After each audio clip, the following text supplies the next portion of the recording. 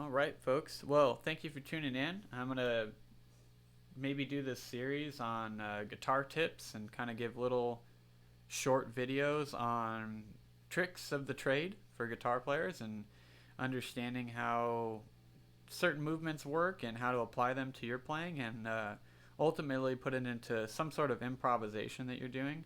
I think it's really important to improvise music and be free with it and come up with your own ways of doing things. And so I want to show you some ways that I do things and how I think about them, and maybe it'll open up some avenues for you guys, and those will be my guitar tips for you guys. Try to keep these videos nice and short and to the point, maybe around 5 minutes or so, hopefully shorter, and just give you a little snippet of thing. So I'll try to release them, periodically when I feel like it, and so tune in, check them out if you want some guitar tips. So we're going to start with something that, at least a style that I really love, which is funk.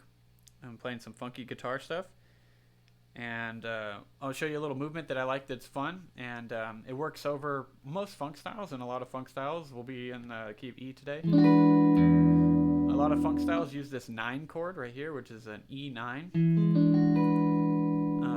And one of these things I'll talk about voicings and thing. I'm not going to do it right now, but I'll talk about voicings at some point. Those are very important to understand. But right now we got an E9 chord, and a fun movement to do is simply just moving the chord. That's one simple thing. So if you're doing like a,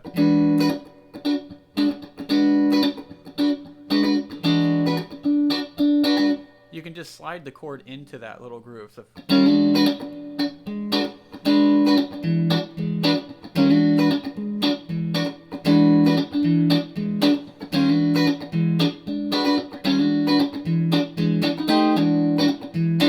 slide up and down. You can take that shape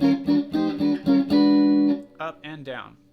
And so that's a really fun movement. That's not the one that I'm going to explain today. The one I'm going to explain is a little bit more complicated, but also equally fun. And so it's going to use these sixth intervals, which is going to be the same fret, but 2 strings apart. So right now I'm on strings 1 and 3. And you're going to start it in the same area, so you have a kind of a focal point to figure out where these sixths are. Same area, but as the chord, but we're just taking the top strings and we're going to slide them up 2 frets and then back down. And you could do the same thing, 2 strings, or a string lower, so it'd be 2 and 4 instead of 1 and 3. And both of those movements fit within this funk kind of color palette that we've created, and it also works well because it's like right by where you're doing the chord anyways.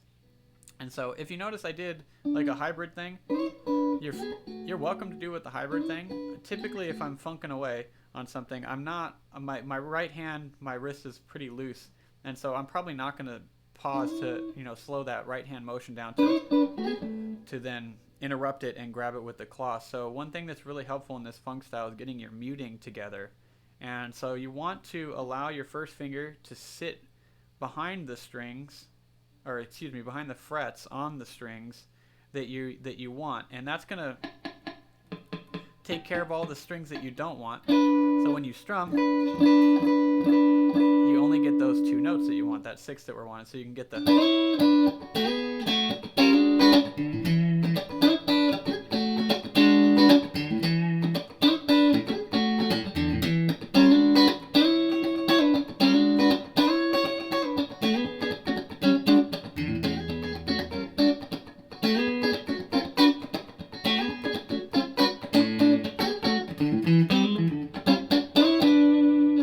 So you can do a lot with it, different rhythms, different rhythmic placements, different ways of sliding, different lengths of holding on to the notes, and so a lot of fun to mess with. And so these are using these 6th intervals, and maybe I'll do a video on intervals too. We'll just see. This is all going to be kind of short little random tips.